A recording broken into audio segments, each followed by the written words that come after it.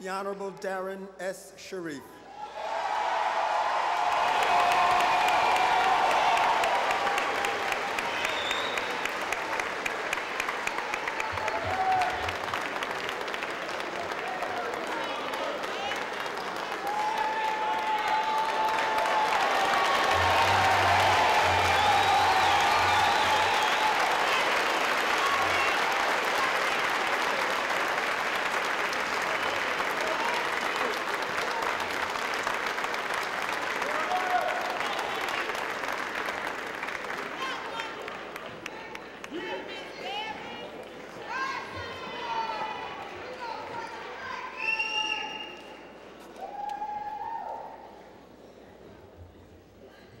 Good afternoon.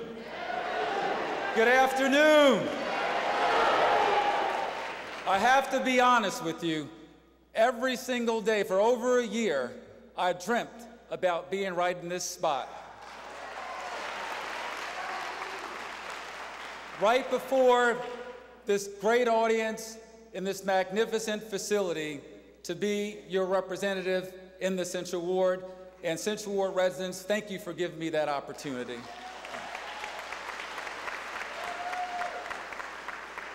To my firstborn child, Sasha Sharif, who graduated from Princeton University last year, and who will be a first-year law student at Harvard Law School this fall.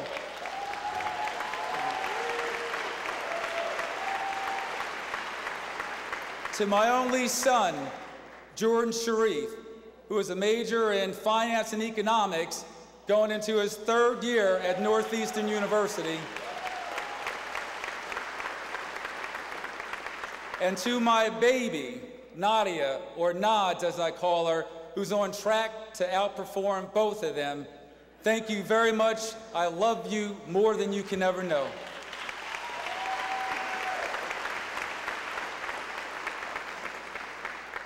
To my mother, who taught me how to care, how to love, the importance of compassion, integrity, and being honest. Mom, I love you so very much. And to my father, who's taken so many hits in this town after helping so many people, stand right here.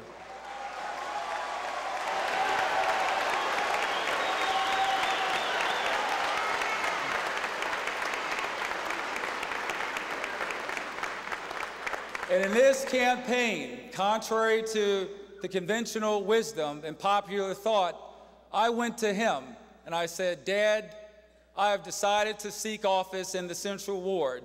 And he said, son, whatever I have to do, I will turn over every stone. I'll put everything into this race so that you will prevail and to be successful.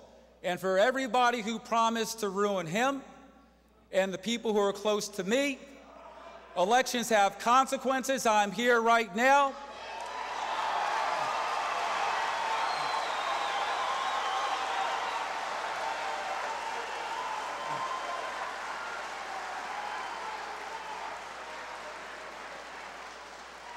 It's been a long time coming, but change has come.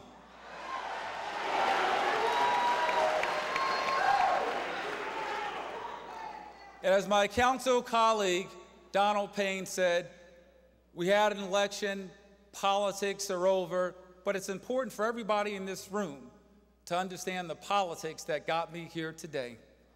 And so with your indulgence, I'm going to take you on a little trip. I started off about a year ago knocking on doors in Society Hill, getting to know people in Society Hill, sharing with them my vision not only for the Central Ward, but for the entire city. I made my way from Society Hill right across the street to New Hope Village, where I met a person who, and all of our campaign staff, and they're all volunteer, I know they're gonna give me a permission to acknowledge one person who really was the spirit of our campaign and drove me. And he lives in New Hope Village, and if he's here, I want him to stand up. Kevin Baker, where are you?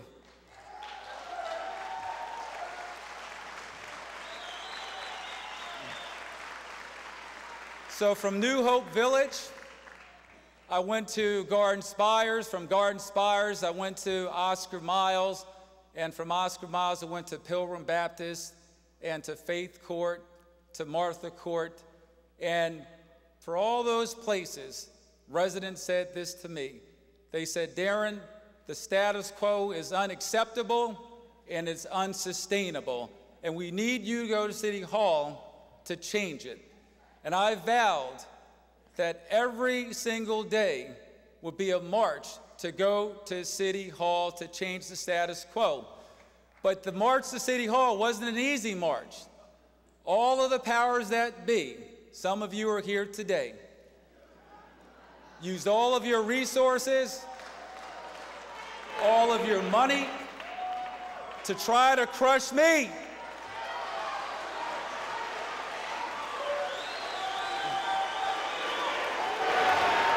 But what you didn't know is that I had the most valuable resource, the most underutilized resource, and those are the residents of the Central Ward.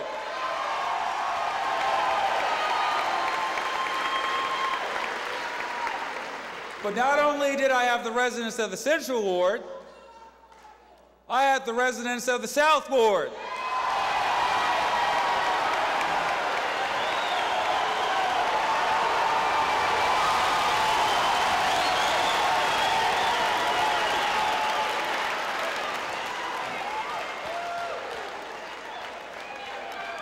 And the nickname for our campaign, it was called the Cardiac Campaign, because we were always on the ropes and they thought they had us killed.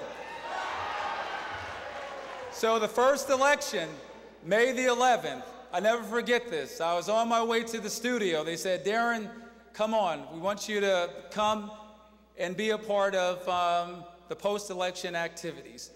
And as I went to the studio, I was about to come on, they said, do you have any results? I said, no, let me call campaign headquarters. And so when I called campaign headquarters, they said, Darrin, we didn't make it. Mr. Bell got over 50%. I was disappointed, but I was more disappointed for my team. All of the unpaid staff people who put in their sweat, blood, and tears for something that they didn't have to get paid, because there was a lot of street money on the street. It wasn't coming from our direction.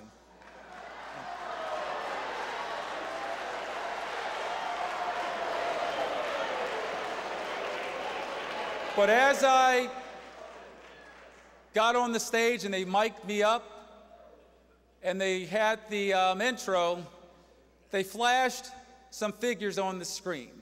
Now, I'm no mathematician from MIT, but I was doing a quick calculation in my brain, and I said, I don't know what they're telling me, but I don't see 50% plus one here. And so when the announcer said, I think Mr. Sharif is going to be happy with these numbers, I think he made it to the runoff. I made my way back to our campaign headquarters, and by that time, my brother Ali, I love you. You did an amazing job in this campaign, but he had the painful task of letting all our campaign workers at headquarters know that we didn't make it. So when I got to the campaign headquarters, the first person I saw was my daughter, Nadia, and that's when it hit me. Her eyes were swollen, she had been crying, and then as I looked around the room, there were a lot of long and somber faces, and then we got a telephone call, and the telephone call said, I think we made the runoff, but we have one district to go. And Councilwoman Bridgeforth was in the room. And I said, since we have a reverend in the house, this seems to be the appropriate time for prayer.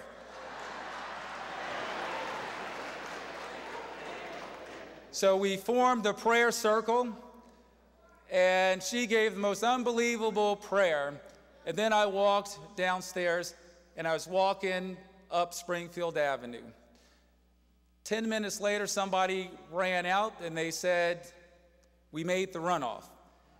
And to see people go crazy, you had to be in our campaign headquarters. It was excitement and pandemonium.